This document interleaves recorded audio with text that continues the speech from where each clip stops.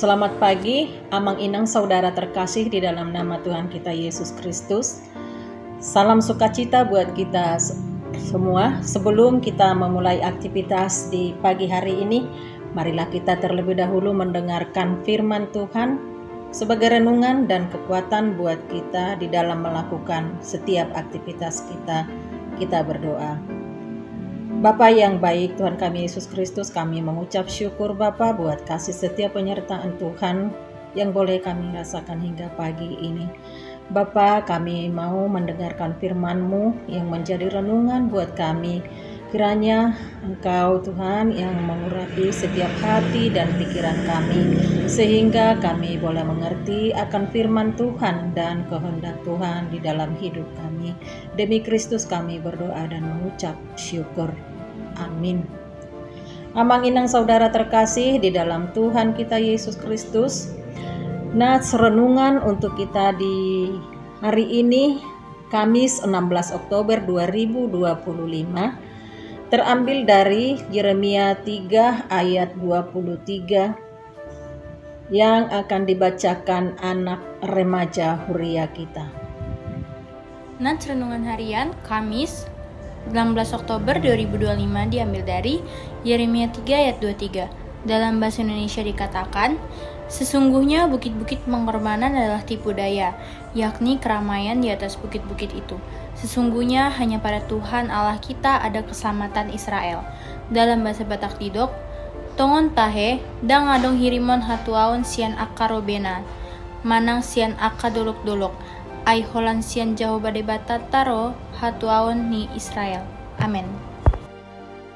Terima kasih Bapak Ibu yang dikasihi Tuhan kita Yesus Kristus. Di zaman dahulu, bukit-bukit dan gunung-gunung yang tinggi seringkali menjadi kebanggaan suatu bangsa. Mengapa? Karena menurut pemikiran mereka, bukit-bukit dan gunung-gunung yang tinggi menjulang dapat dijadikan sebagai tempat untuk berlindung.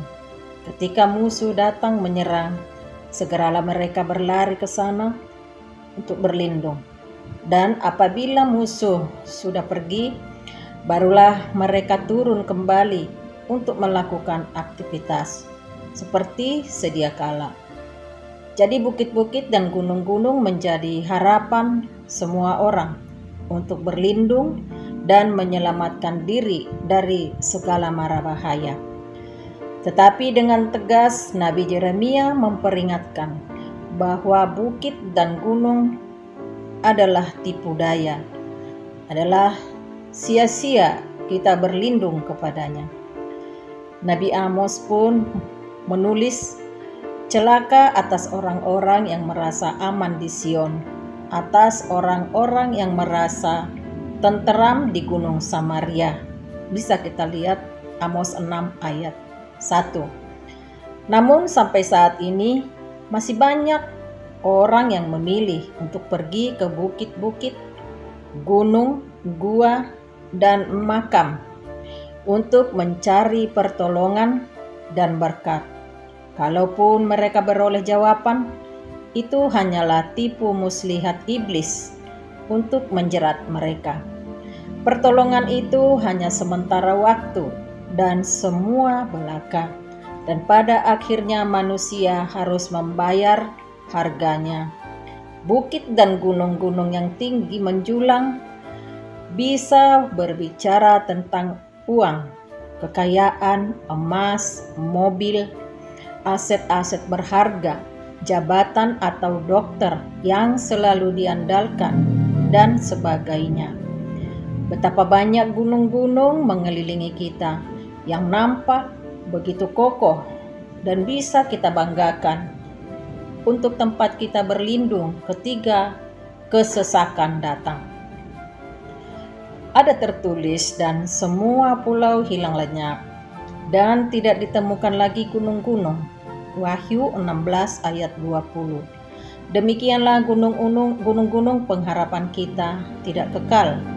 Ada sumber pertolongan yang jauh lebih hebat dari apapun, yaitu Kristus, satu-satunya penolong kita. Tempat perlindunganmu dan di bawahmu ada lengan-lengan yang kekal. Ia mengusir musuh dari depanmu. Bapak, Ibu, saudara terkasih di dalam Tuhan kita Yesus Kristus, sesungguhnya bukit-bukit pengorbanan adalah tipu daya, yakni keramaian di atas bukit-bukit itu. Sesungguhnya hanya pada Tuhan Allah kita ada keselamatan Israel. Tetapi berhala yang memalukan itu menelan segala hasil jerih-lelah nenek moyang kita dari masa muda kita. Kambing domba dan lembu-lembu mereka, anak-anak lelaki dan anak-anak perempuan mereka. Maka biarlah kita berbaring dengan perasaan malu, dan biarlah noda kita menyelimuti kita. Sebab kita telah berdosa kepada Tuhan Allah kita, yakni kita dan nenek moyang kita dari masa muda sampai hari ini. Dan kita tidak mendengarkan suara Tuhan Allah kita. Pertobatan yang sungguh tentulah setelah itu perlu ditindaklanjuti dengan hidup benar di hadapan Tuhan dan terus setia kepadanya.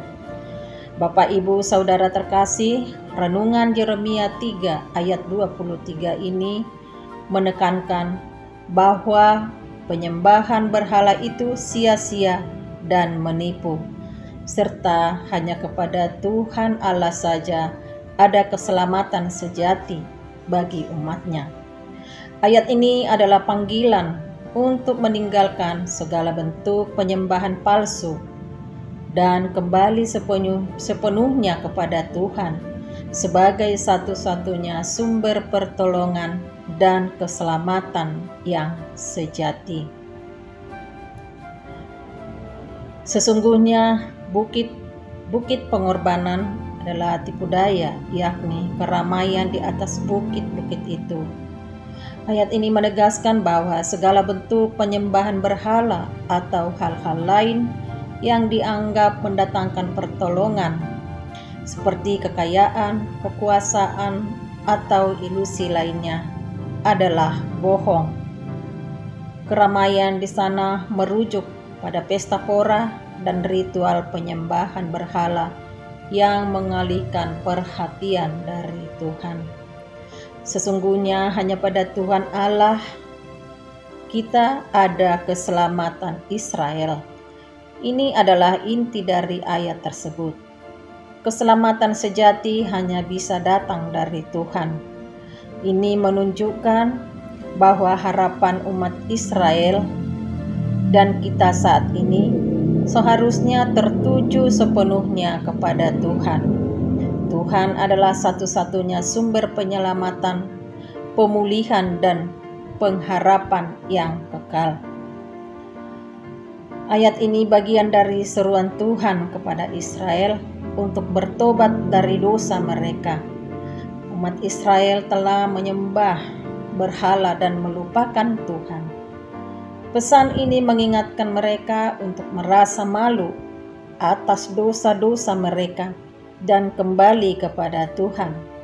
Kesadaran akan dosa, keinginan untuk bertobat adalah kunci untuk kembali kepada Tuhan. Dalam hidup kita, berhala mungkin bukan lagi patung di atas bukit, tetapi bisa berupa uang, karir, status, atau bahkan hubungan. Kita harus sadar apakah kita terlalu mengandalkan hal-hal tersebut dan menjadikannya sumber utama harapan. Kita diingatkan untuk tidak hanya mengandalkan berkat-berkat Tuhan, tetapi terutama pada Tuhan sendiri. Kesehatan, kekayaan, dan keberhasilan bisa hilang, tetapi Tuhan akan selalu ada bagi kita. Kita perlu secara terus-menerus memeriksa hati kita, mengakui dosa kita, dan meminta ampun kepada Tuhan. Pertobatan yang tulus membawa kita pada hubungan yang lebih dalam lagi dengan Tuhan. Ayat ini mengingatkan kita untuk tidak terlalu tergantung pada hal-hal duniawi yang bertentangan dengan iman. Karena hal tersebut hanyalah penipuan yang menjauhkan kita dari Tuhan. Kita seharusnya berpusat kepada Tuhan dan mengarahkan harapan dan kepercayaan kita hanya kepada Tuhan saja. Amin. Kita berdoa.